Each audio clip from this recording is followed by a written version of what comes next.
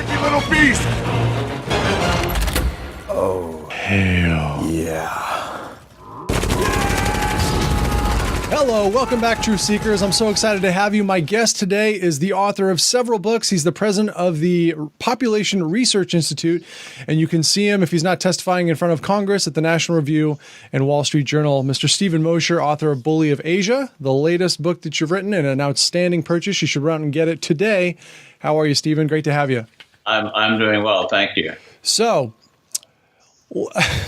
I started reading the book and I really didn't know what to expect. I haven't done a lot of reading on the history of China, but I got to say, I've been doing videos on Russia, been doing videos on Iran. I've been doing a lot of videos on ISIS lately. And your thesis is basically, I feel like you are Vizzini and Princess Bride going, you ever heard of Plato? Socrates? Morons. China. It's all about China. You claim that China is the real threat and they invented totalitarianism. Help me understand your thesis. Well, long before Plato and Socrates and Aristotle lived, there was China. China came together as a country several hundred years before the time of Christ. But for 1,000 years before that, China was at war. One province with another, one county with another, one magistrate with another. The war went on for 500 years, and it resulted in a China with an absolutely dominant government. You see, people don't understand that China 2,000 years ago, over 2,000 years ago, invented totalitarianism. We think of totalitarianism as being an invention of Vladimir Ilyich Lenin or Karl Marx. Sure. The Chinese have had it for a long time, and guess what? They've got it again now. It's deeply embedded in the cultural genome of China, and that's what we're dealing with. We're dealing with a bully of Asia, as I call it, with deep totalitarian roots that thinks it has a natural right to rule the rest of the world.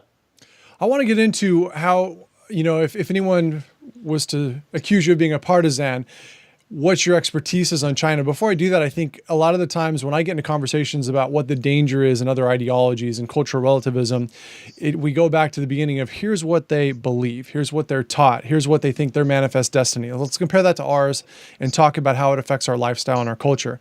Talk to us about China's mindset and the genome that you mentioned. Well, here's the thing. Chinese kids are now taught by the party, which sets the curriculum for all schools in the country, that they are a superior race, culture. They have the longest history, the most glorious culture of any people on the planet, and therefore they have a natural right, a manifest destiny to rule the lesser people, the barbarians from the fringes. Now, that's a very traditional attitude in China, because remember, throughout Chinese history until 1820, China, quite frankly, had the largest population, the largest military, and the most robust economy on the planet. So for 2,000 years, China was the dominant power on the planet. Now, we didn't know really in the West that China existed. We had the Silk Road. We had some trade back and forth through intermediaries. But China dominated its known world. It dominated Korea. It owned Korea, still owns Korea today, I would argue, North Korea. It owned Korea for hundreds of years. It was part of the Chinese polity. It owned Vietnam for hundreds of years. Vietnam was part of China. So all of the countries around China traditionally sent tribute to the dragon throne, to the emperor sitting on the dragon throne. Every 3 years they would come bringing gifts and they would kowtow. And what kowtowing is in reality is it means hitting your head. Toe is head and ka is hit. I didn't know that. You had to go in before the dragon throne without looking at the emperor, because that would be disrespectful. And you had to kneel down and you had to hammer your head on the stone paving hard enough for the emperor to hear it. If he couldn't hear it, it was also disrespectful. And you had to do that 9 times. And sometimes these emissaries would leave with blood dripping down their forehead. They would bang their heads on the floor so hard. Now that's the kind of deference that Chinese emperors demanded in traditional times. And I would argue that while they've eliminated the kowtow, they still demand that kind of deference from the smaller countries around them. I mean, we have this huge controversy caused by China over the South China Sea, which is actually a sea surrounded not by China at all, but by Vietnam, by the Philippines, by Brunei, by Malaysia and Indonesia. And what does China say to the countries around the South China Sea? The Minister of Foreign Affairs 2 years ago said, you have to understand, you are small countries. China is a large country, and that's just a fact. So this idea that China is the naturally dominant country of Asia, that states around it should pay tribute, has now been expanded globally. China has that mindset, not just regard to its smaller neighbors, North Korea, Vietnam, and so forth, but it has that idea expanded to the entire world. It would like to reorganize the world with China at its center. What does China mean? Well, China consists of two characters, Zhong, Guo. Zhong means middle, and Guo means kingdom. China is the middle kingdom, otherwise known as the kingdom at the center of the earth, otherwise known as Tianxia. Tian means heaven, Xia means under, and that's translated as all under heaven. So guess what? China believes it has a manifest destiny to rule the world. And it's well on its way to moving towards that goal in Asia already. I've interviewed recently Raheem Kassam, Nani Darwish, some other people that are very familiar with the Islamic Caliphate and what they hope to achieve. So it's funny when you bring that up that I wasn't aware. When you talk about China, for the longest time, they thought they were the center of the earth. They were very surprised to find out that there were advanced civilizations outside of China. And the leaders around the emperor did their best to shield them from that. You talked about Britain being a tributary and a vassal state because they came to trade with the Chinese. So look, these guys are subservient to us. We own the world. And what that ideology does to a people, to their mindset, to their culture. Talk to us about that a little bit more. And how angry they are about that, how surprising it was. When the British first came, and the Portuguese, right, first came to China to trade, they weren't even allowed in the imperial capital. They weren't considered to be human enough to actually enter the Forbidden City and do the traditional kowtow that we talked about. They were kept down 1,000 miles away from Beijing in the southern city of Guangzhou. They were given a little island offshore of China. They were so tainted, these barbarians were so pathetic, that they had to be restricted to this tiny island offshore of China where there was nothing but a fishing village. We know it as Hong Kong. But when the British first arrived, it was nothing but a rocky, stony island with no commercial value, with one fishing village. So it's deplorable island, basically. That's where deplorable. It was the island for the barbarian deplorables who weren't worthy to enter China proper, and certainly weren't worthy to approach the Dragon Throne in any way, shape, or form. To bang their head on the slab, yeah. Think about the cultural arrogance, the imperial arrogance that implies. You see, and that arrogance, I would argue, extends to the modern day. Now, I'm not talking about ordinary Chinese people who are very pleasant and friendly. I'm talking about the Chinese party state, 90 million members of the Chinese Communist Party, headed by a tiny elite of 1 or 2%, many of whom are now multimillionaires, many of whom are now billionaires, because they're an extractive elite, right? They've been taking money away from the hardworking Chinese people now for decades, and they've become very wealthy in consequence. But it's this tiny elite is tremendously arrogant. It thinks that it has a right to rule the world. Even today, you can see that arrogance come out in different ways. Chinese officials will often say that Americans are naive, they're innocent, which is another way of saying that Americans are easily deceived on matters of the theft of intellectual property and trading agreements and the transfer of wealth from China to the United States. Are they wrong? Interesting. Are they wrong? No, it's a completely different mindset, and there are two things going on here. One is that America believes in a world composed of nation states, which, large or small, with large populations or small populations, are all legal entities, right? They all have a corporate existence, and they should all be treated relatively equally with due respect. Sure. Well, China doesn't believe that. China is an empire, in fact, the only empire, I would argue, perhaps outside of Russia, that has survived into the modern age. It has no natural borders. Its borders, the borders of an empire, are set by strength. And if you're strong and your neighbor is weak, well, guess what? The border just moved 100 miles in his direction because you'll gobble up his territory. So that's the attitude of the Chinese empire of the modern day. Let's talk a little bit about what your expertise is. As I read the book, I'm fascinated. I'm only about halfway through. I really think it's fantastic. I mean, anyone listening, go on Amazon, purchase the book. You're going to learn a lot. But in terms of your expertise, it's clear that you've spent some time in China. I see that you've written books on China. You've supported human rights there. You've written a book on the one-child policy and how devastating that is. I've been to China, went to Hong Kong, went to Guangzhou. I can't pronounce the language very well. I was amazed at what goes on in that country for the few weeks that I was there. Take me through how we got here. Why did you write the book, and how did your expertise in China start? Well, back in a long time ago, in the 1970s, I was a student at the Chinese University of Hong Kong. I went through the Chinese language program there. So I can read, write, and speak Chinese. In fact, I made the mistake of going to Hong Kong, so I learned Cantonese as well as Mandarin. So I speak Mandarin, Cantonese, and I also did field research on Taiwan, so I speak Taiwanese. So I speak 3 Chinese languages, which is sort of like speaking Italian, Portuguese, and Spanish. They're all related languages, but they're different enough so you have to pay attention. I see. I spent 10 years in Asia altogether. I lived in Hong Kong, lived in China. I was at Stanford University teaching anthropology, and I was selected to be the first American social scientist on the ground in China in 1979. Remember, that was a year, maybe you don't remember because you're young, but that was the year that Nixon opened the gates, not Nixon, but Nixon first went to China, but then there was Jimmy Carter normalized relations with China. And as part of that normalization, there was a scholarly exchange program set up. It's worked very well. China sent tens of thousands of scholars to our country, and we've sent a handful of people to China. China doesn't like inquisitive foreigners wandering about the country, especially if they can speak Chinese.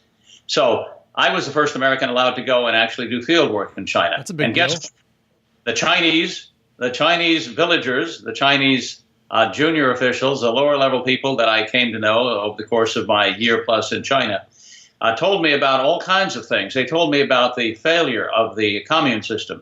They showed me the mass graves where hundreds of people had been buried, starved to death in 1961 and 62.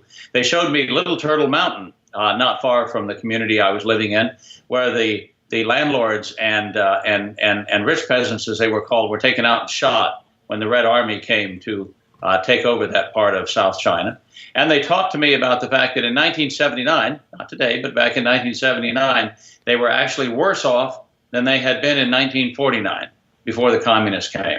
So this was a wake-up call for me. I'd gone over as a typical liberal academic, and there's nothing like spending a year in a communist hellhole to really educate you about what life is like in these socialist paradigms. That was, in fact, my next question. I love conversion stories. I want to know if you were a typical Stanford student at that time, or what your status was, what your mentality was.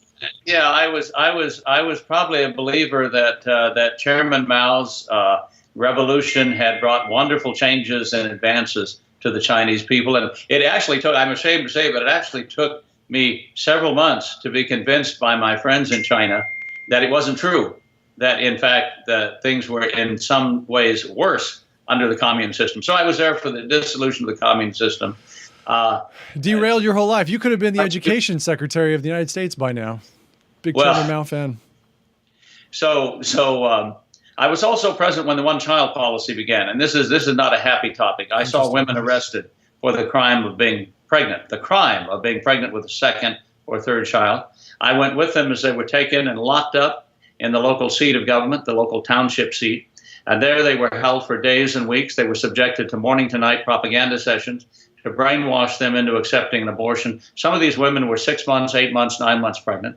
I was in the operating room when they were doing these abortions, and they were being done by cesarean section. If you can imagine the women being opened up by tin can and the now dying babies being taken out and killed. That was obviously a traumatic experience for the women and for me. So I left China with the pleas for help of ordinary Chinese ringing in my ears, saying, please tell the world about what's happening to us. Please tell the world that everything is not perfect in this most perfect socialist state. So I began writing books and articles about that. And instead we adopted a similar practice here. Rare, safe, and legal in China, I'm sure. It is legal in China up to birth, but infanticide does happen in China. Doctors are under orders not to allow illegal children to be born, and so they give a lethal injection into the fontanelle. That's the soft spot at the top of the child's head when the child's head is crowning and the baby is born dead. So that's the one-child policy. Now the two-child policy, but still the policy remains the same. The underlying policy in China is the state, not couples, dictate how many children people can have or not have, as the case may be. And that is not the proper function of the state, obviously. So I experienced a political conversion in China. I wrote about it in Broken Earth, the collapse of the commune system, Journey to the Forbidden China, the poverty in China's interior, China misperceived, how American China watchers have gotten it wrong from the beginning. They painted a pretty picture of China in many ways. The reality is quite different. And now, of course, in 2017, we have Xi Jinping, who is known as the president of China, but who is really a clone of the late Chairman Mao Zedong. And I mean that literally. Now, remember that Chairman Mao was one of the great mass murderers of world history. Right. He's responsible for the death of 65 million plus Chinese. And now we have someone in power who is equally ruthless and who, like Chairman Mao, controls not just the Communist Party as the general secretary of the party, he also controls the military. He's the generalissimo of the military, and of course, he's the head of government as the president. He's also set up these little committees, committee on national security, committee on the economy, and so forth. So Xi is in absolute control of the country in a way that no leader has been since Chairman Mao. He has a flourishing personality cult. His books are selling, in quotes, millions and millions of copies to Chinese party officials who are ordered to buy it. Read and it. Read it. Yeah. Yeah.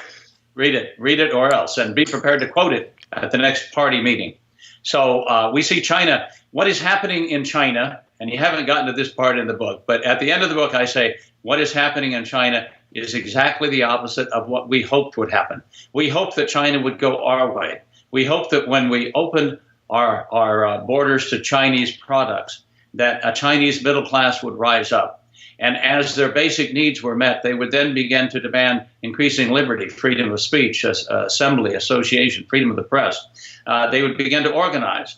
And perhaps one day we would see a movement towards democratization. It's like a metaphorical Cold War, Berlin Wall, right?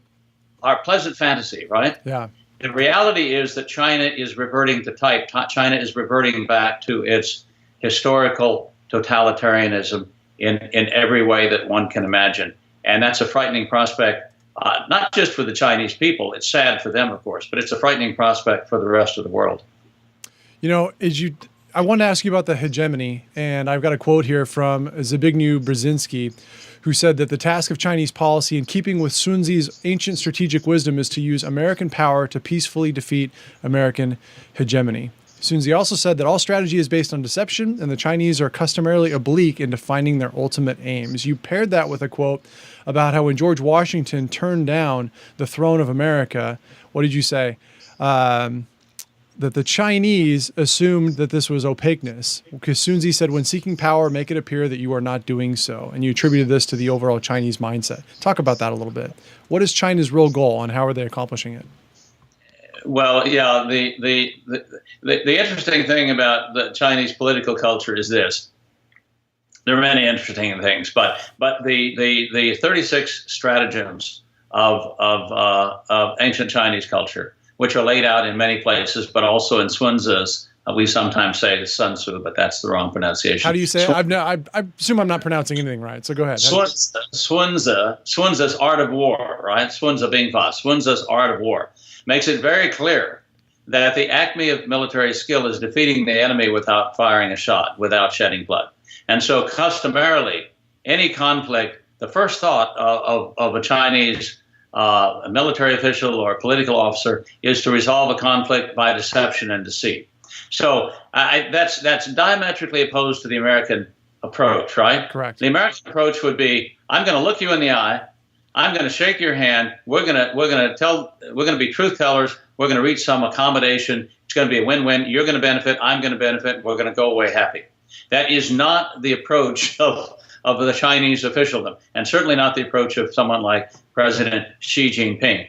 His approach is to go in and conjure up some kind of deception to deceive the naive, innocent American into doing what he wants. And I would say this: if given a choice between resolving a problem by being direct and upfront and honest, and resolving a problem by being deceitful and deceptive and getting the person you're dealing with to do your will without really being conscious of doing it, the Chinese official would choose the latter because that's what they've been trained to do. That is what is culturally appropriate under that circumstance. So the default position of Chinese officials in dealing with the United States is to start with deception and to try to lead you down the primrose path of doing what they want you to do.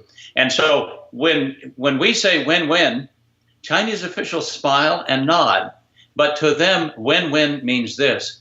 It means that they win in the initial negotiations over trade or intellectual property or something like that, because they say, we're a poor developing country. You need to make concessions to us. You need to understand that we still have a long way to go. And so Americans, being generous, say, okay, we'll couch the agreement so that you benefit a little bit disproportionately. No sooner is the ink dry on that agreement than the Chinese violate it. That's what win-win means in China. You win in the negotiations, and then you win again by cheating on the agreement. This is so well known in China that it is a joke. When people say win-win to each other in China, they say, yeah, the stupid Americans, we win twice. And we think win-win means we both benefit. It does not mean that in China. That's just an example. We could talk about North Korea. North Korea is another strategic deception. Yeah, let's do that. You talked a lot about North Korea, and I thought the really interesting thing was when you talked about how Kim's father basically duped us into giving him a ton of money just because he kept putting his finger over the button. I think that's pretty relevant to today. Tell us about North Korea. Well, North Korea wouldn't exist were it not for China. Okay, we remember the Korean War, that the human wave attacks from China saved the elder Kim's half kingdom from being overrun by American and South Korean forces. And North Korea wouldn't exist today were it not for the fact that it is protected by China. And I mean protected in a literal sense. China has a mutual security treaty with North Korea.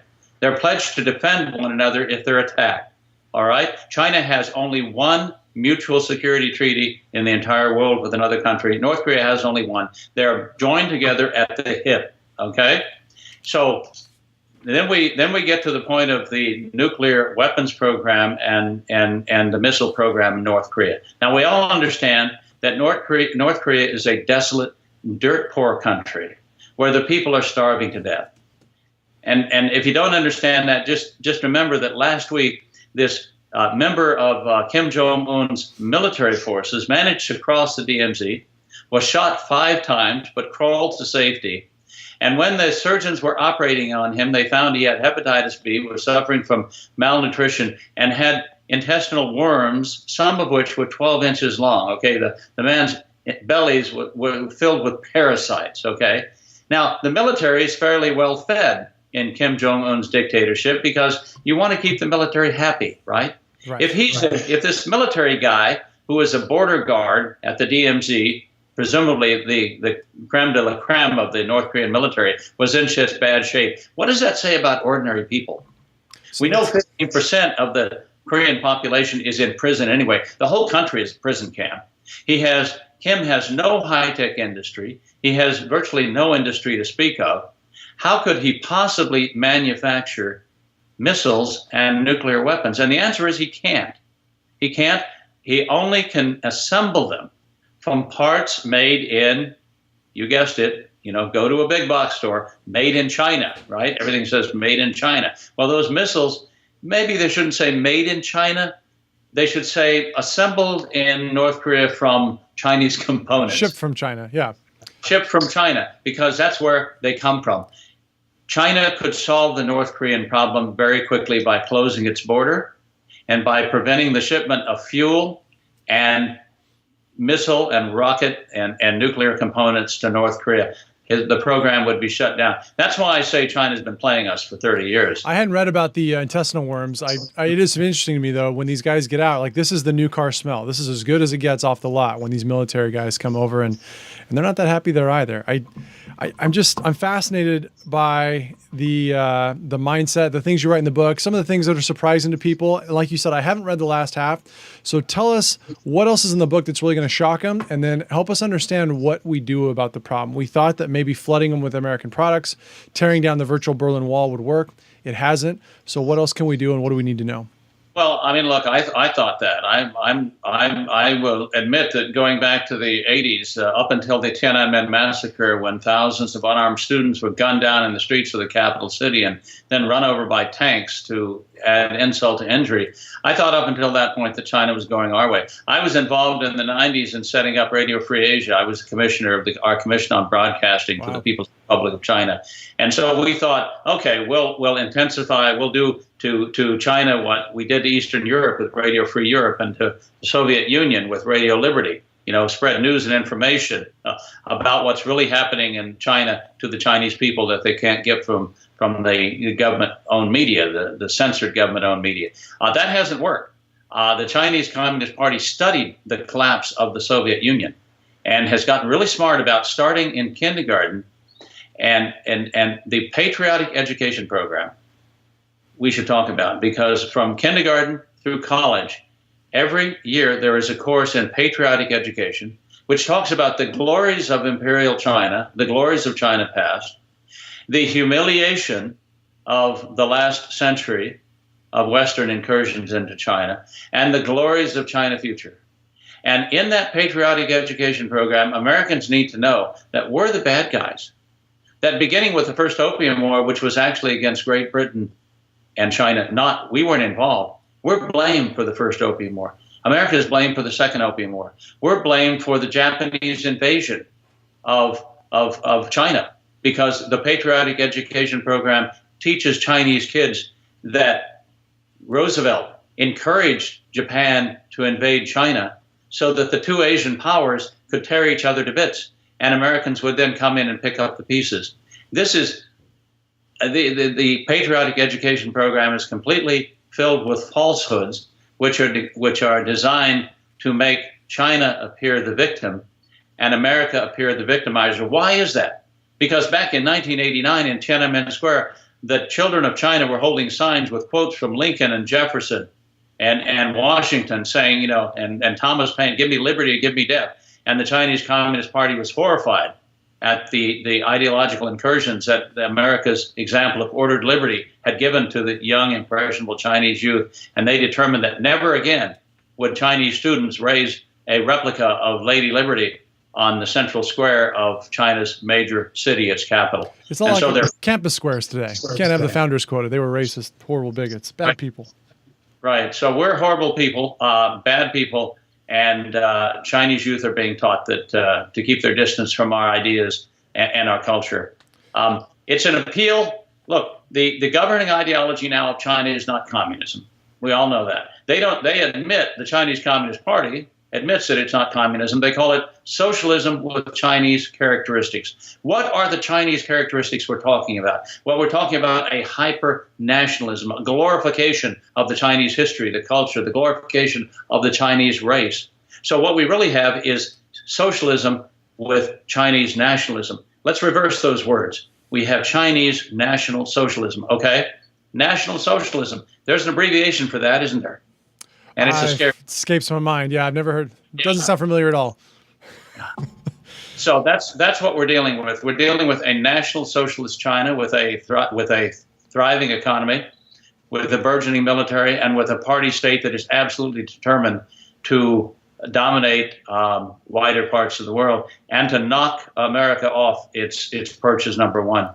What really amazes me is you talk about all these different themes. So we go over patriotic education program. I mean, the U.S. government has a state education program where we teach people about history of the nation and what way they should go. I won't say anything more about that. The one-child policy, I was thinking about how pregnancy in China is a pre-existing condition which is covered by the government.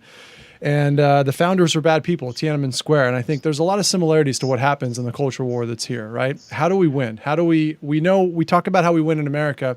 How do we make sure China ends up going the way we want? Reagan talked about the evil of the evil empire and it being a moral deck of cards that would collapse.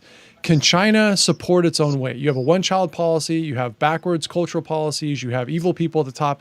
Is it going to go out with a bang or like a poof, or are they eventually going to accomplish their goal? What are you predicting as the expert? Well, I have a great regard for President Reagan. I wrote a couple of speeches for him after he left office. He was a great man. And he saw very clearly what we needed to do to confront the Soviet Union, deny them technology, deny them capital, and reinforce our alliances around the rim of the Soviet Union to contain them. So far, we've done very little of that with regard to China. We've allowed technology transfers. In fact, the Chinese government demands it. We've allowed capital to flow into China. And we haven't really reinforced our alliances until this year, until President Trump's Asian trip. We haven't really gotten serious about reinforcing our alliances along the Pacific Rim down into the Indian Ocean. I think now we're moving in that direction. What we should do about it, we should help North Korea and collapse. We should help South Korea arm. We should arm Japan, of course, encourage them to better defend themselves. We should also arm Taiwan, which is an unsinkable aircraft carrier 100 miles off the coast of China, with 24 million Chinese who, for the first time in 5,000 years of Chinese history, have established a free market democracy, which is a beacon of liberty for the rest of China. And which is precisely why the Chinese party state on the mainland wants to kill it, of course, because it's a threat. Right. We need to go down and defend international waterways in the South China Sea. I was very pleased that we are now referring to not just the East Asia or the Asian Pacific. We are now referring to the Indo-Pacific, because India is the largest democracy in the world. It is developing economically very rapidly. It has a younger population than China, because it doesn't have a one-child policy. And so we need to work with India and Australia and the other countries on the Pacific Rim that share our values and institutions to build up a barrier to Chinese expansion. The weaknesses of China: an aging population. China now has a labor shortage. Beginning last year, there were 4 million laborers short in China. How do you get a labor shortage in the most populous country in the world, except by killing 400 million of your unborn citizens? Socialism. They have a huge debt problem. Our debt is equivalent to 100% of our GDP. Their debt is equivalent to probably 300% of their GDP. Much of it is hidden. Much of it's hidden, because there are soft loans that are given out by counties and prefectures and provinces that aren't really on the books, by corrupt officials to other corrupt officials who pocket most of the money. So a lot of that money, the most recent stimulus in China, the most recent, what do we call it here in the United States when we poured $1 trillion into the economy? Omnibus. And the $1 trillion more under Obama to jumpstart the economy. Quantitative easing, right? Quantitative easing, that was the phrase. It was just a big government spending program. Though the latest quantitative easing in China has not increased the growth rate at all. So I think they've gotten to the point where they flooded the country with cheap renminbi, with cheap dollars, and they've gotten about as much of a boost out of that as they can. So China's economic house of cards may be headed toward, it's a huge bubble, may be headed towards a collapse. That'll help level the playing field. That was that was probably my main concern, is not understanding that we didn't fund the Soviet Union's military through our economy and through the debt that we owe them, which is my main concern about China. Eventually they'll age out. I think India will become a larger player in the region.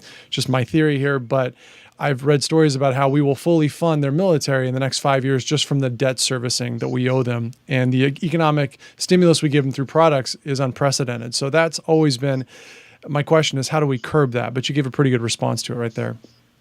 Well, we curb it by realizing that China cheated on the day that it began cheating, on the day that it entered the World Trade Organization, and has been cheating every day since. What we've seen, the effort of President William Jefferson Clinton to allow China into the World Trade Organization was one of the biggest economic blunders this country has ever seen. I argued against it. A lot of people in Washington argued against it, but the Fortune 500 companies and wanted to go into China in a big way. They saw China as a billion person market that they would make lots of money in. Well, guess what happened? The Fortune 500 companies have gone into China, and they've been sucked dry of their cutting edge technology. They've been sucked dry of capital, and then they've been squeezed back out of the country, or allowed just a tiny market share, just enough to keep them happy, while Chinese companies were allowed to outcompete them. So China's entry into the World Trade Organization has been a disaster. It has caused the largest transfer of wealth, I think, in human history. Trillions of dollars in wealth have gone from America to China because we opened our markets to China. China has kept its markets closed to American goods and services, usually using regulatory barriers, non-tariff barriers. So it's been a one-way street. It's been a radical form of mercantilism on China's part. We've never called them on it until now. We now have the theft of intellectual property. The CIA estimates $600 billion of American intellectual property is stolen every year by China. 600 billion. Multiply that by 20 years. That's $12 trillion in intellectual property that's been stolen by China on this ongoing cyber war that China is carrying out against us. People need to understand that none of this occurs by accident. This is all part of a plan. Back in 1991, when the Soviet Union collapsed, Deng Xiaoping turned to his Politburo comrades and said, the old Cold War is over between the Soviet Union and the United States. The United States won, with a strategic deception causing the Soviet Union to collapse. There is now a new Cold War underway, he said, between China and the United States, and China will win this one. In other words, for the last 26 years, China has been in a non-kinetic war with us. And we've been just walking down the street, going la, la, la, la. We haven't been paying attention. We've just assumed that our example and our generosity will cause the Chinese leaders to wake up one day and say, we want to be just like America. No, they wake up every day and think, how can we cheat and deceive America today to make China stronger and America weaker? That's what this is all about. And if it goes on for another 10 years, I think it's game over. I think China will become so large and powerful that we will no longer have the geopolitical weight to turn this around. Our allies in Asia will begin to abandon us one by one and make a separate peace, as it were, with China, because they'll see the handwriting on the wall. And let's close with that. There's a quote in here somewhere, I can't find it, where Xi actually has told his people what year that they would supersede American dominance in the world. I can't find it. What year was that?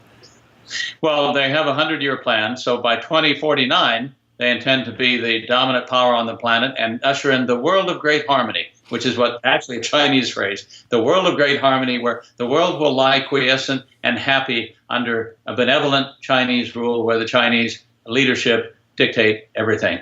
That sounds lovely. I'm in. You know what? Go ahead. Now, I, for one, do not look forward to the world of great harmony. I don't think it'll be quite nearly as harmonious as the Chinese think it will be. But they've deceived themselves into thinking that the world will actually welcome Chinese leadership in this way. And of course, we know that a world under the leadership of the Chinese Communist Party would be less free, less democratic, less respectful of human rights, and certainly would be a much worse place for Americans and other peoples in the world to live in. As we talk, I'm always amazed when I have my wiser elders on about what a storied history you have in terms of government and your personal experience. I hope that someday you write a book about that. What I can tell you for sure, and everyone listening, go out and buy Bully of Asia. You're going to learn a lot. This man, Stephen Mosher, has forgotten more about China than you will probably ever know. So get a slice of it here. You won't be sorry. And Stephen, I certainly appreciate your time. Thank you for the great book, and best of luck to you out there. Well, thank you for doing the show.